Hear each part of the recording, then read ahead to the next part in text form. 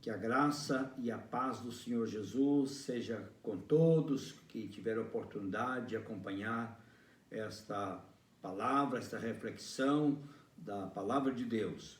Hoje pela manhã trouxemos uma reflexão sobre esse dia tão importante, o Dia das Mães. Agora à noite eu quero trazer uma mensagem sobre o Evangelho de Mateus, no capítulo 17, começando com o último versículo do capítulo 16 e lendo o capítulo 17, do versículo 1 até o versículo de número 8, que diz assim: Jesus disse: em verdade vos digo que alguns há dos que aqui se encontram que de maneira nenhuma passarão pela morte até que vejam vir o Filho do Homem no seu reino. 6 dias depois tomou Jesus consigo a Pedro e aos irmãos Tiago e João e os levou em particular a um alto monte e foi transfigurado diante deles. O seu rosto resplandecia como o sol e as suas vestes tornaram-se brancas como a luz.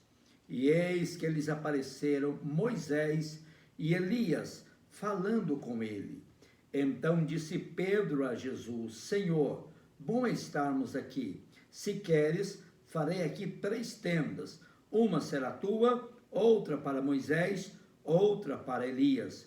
Falava ele ainda, quando uma nuvem luminosa os envolveu, e eis vindo da nuvem uma voz que dizia: Este é o meu Filho amado, em quem me comprazo. A ele ouvi. Ouvindo-a, os discípulos caíram de bruços, tomados de grande medo. Aproximando-se deles, tocou-lhe Jesus, dizendo: Erguei-vos e não temais. Então eles, levantando os olhos, a ninguém viram, senão a Jesus.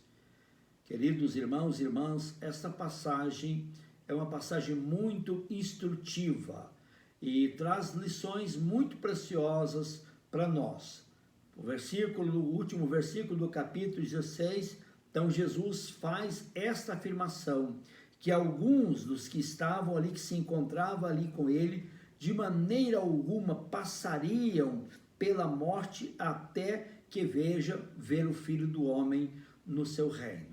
Depois o capítulo 17 de Mateus começa dizendo que 6 dias depois, então, tomou Jesus consigo a Pedro, Tiago e João e os levou em particular a um alto monte.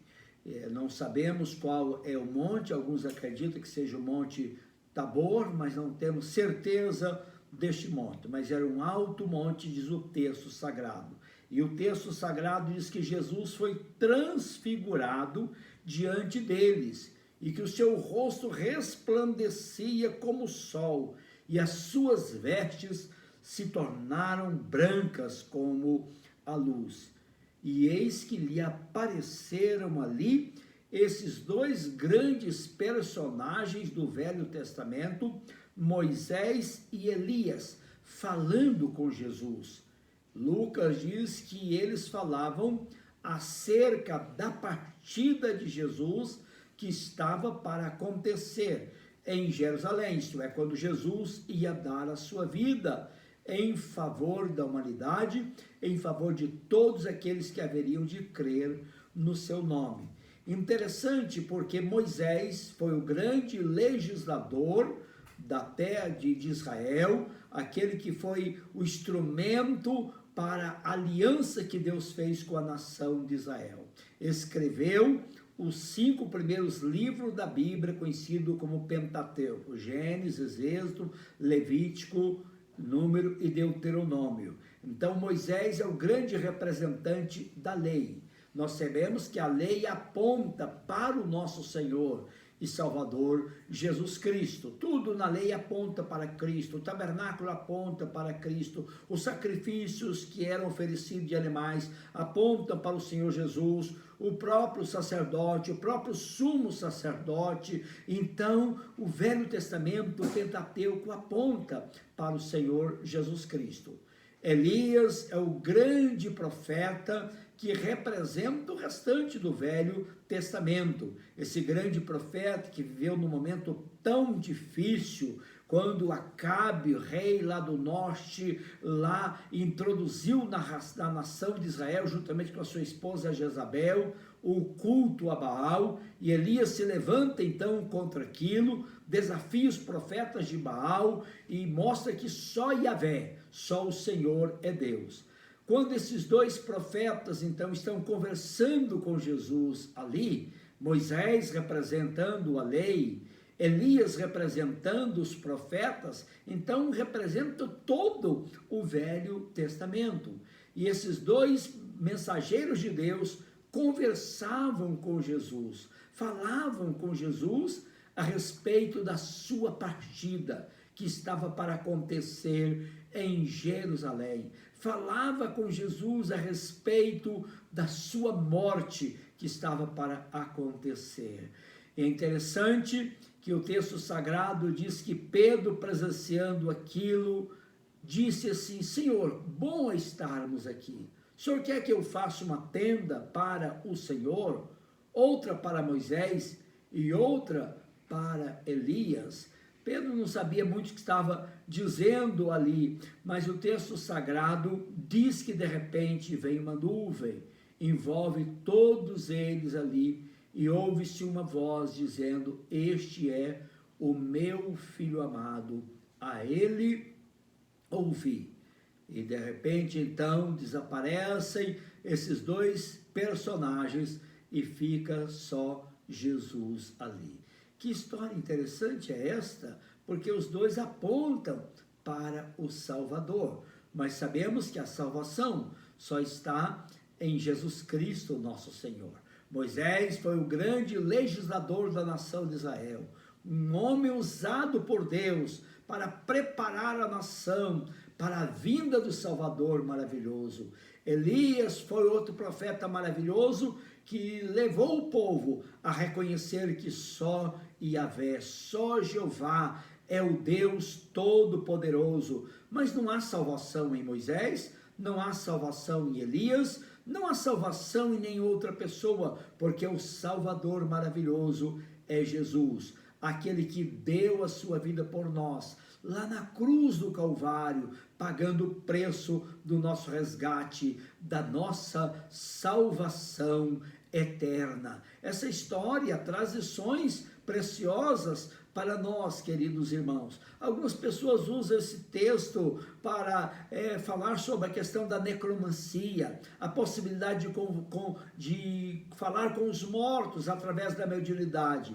Mas aqui não há nenhuma mediunidade. Aqui quem está falando é Moisés, Elias, esses dois servos do Senhor. Não estão falando com Pedro, nem com Tiago, nem com João, está falando com o Salvador maravilhoso. Esse texto não dá nenhuma razão para a questão da mediunidade, para a questão da necromancia. Esse texto, essa passagem, esses dois personagens aparecendo ali, são muito didáticos para nós, queridos irmãos, para nos levar a refletir que a salvação está unicamente naquele que pagou o preço dela na cruz do Calvário.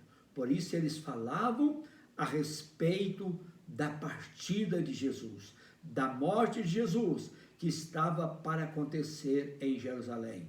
Essa história causou um impacto tão grande na vida de Pedro, de Tiago e João, que muitos anos mais tarde Pedro foi escrever, dizendo que eles foram testemunha oculares do poder de Jesus, quando ouviram do céu a voz do Pai dizendo: este é o meu filho, a ele ouvi. Eles viram Jesus na sua glória, como Jesus há de voltar, vir no seu reino quando vier buscar o seu povo, quando a palavra de Deus diz que o seu rosto resplandecia como o sol na sua força. Jesus voltará com poder e glória para buscar o seu povo, para buscar a sua igreja gloriosa. Queridos irmãos, estejamos preparados para este dia. A nossa fé, a nossa confiança não está baseada num mito, não está baseada numa história de uma velha caduca, como diz o apóstolo São Pedro,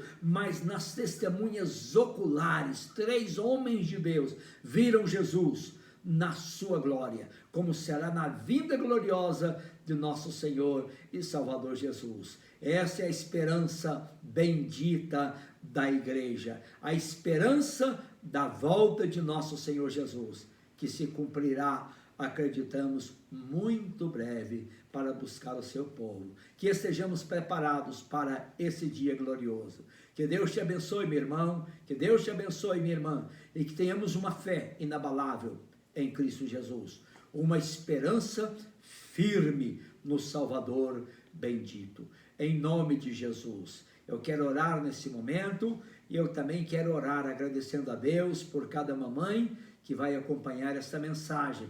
Querida mamãe, parabéns pelo seu dia, que Deus te abençoe, que Deus te guarde, que Deus abençoe os seus descendentes, seus familiares, os seus filhos, em nome de Jesus. Pai querido, muito obrigado, Senhor, por esse momento tão precioso de meditação na Tua Palavra. Obrigado, Senhor, por Jesus Cristo, Teu Filho amado, aquele que foi à cruz por causa dos nossos pecados, das nossas transgressões, mas sabemos que o Senhor voltará. O Senhor voltará com poder e glória. O Senhor virá, Senhor, aleluia, como o sol na sua força, para buscar a sua igreja. Aqueles que morreram ressuscitarão, os vivos serão transformados, e sabemos que um dia estaremos todos na Tua presença, Pai. Agora, Senhor, eu quero Te agradecer também por cada mamãe, pelo dia especial das mães, que o Senhor possa estar enchendo o coração de cada uma delas, com a Tua graça, com o Teu poder, com o Teu Espírito Santo. Abençoe, meu Deus, cada mamãe, guarda, protege, livra-os, ó Deus, de todo mal. E se porventura alguns dos seus filhos ainda não alcançaram a salvação, Deus, alcança eles, ó Deus, com a Tua graça, em nome de Jesus. Amém, amém. Que Deus te abençoe, minha irmã. Amém.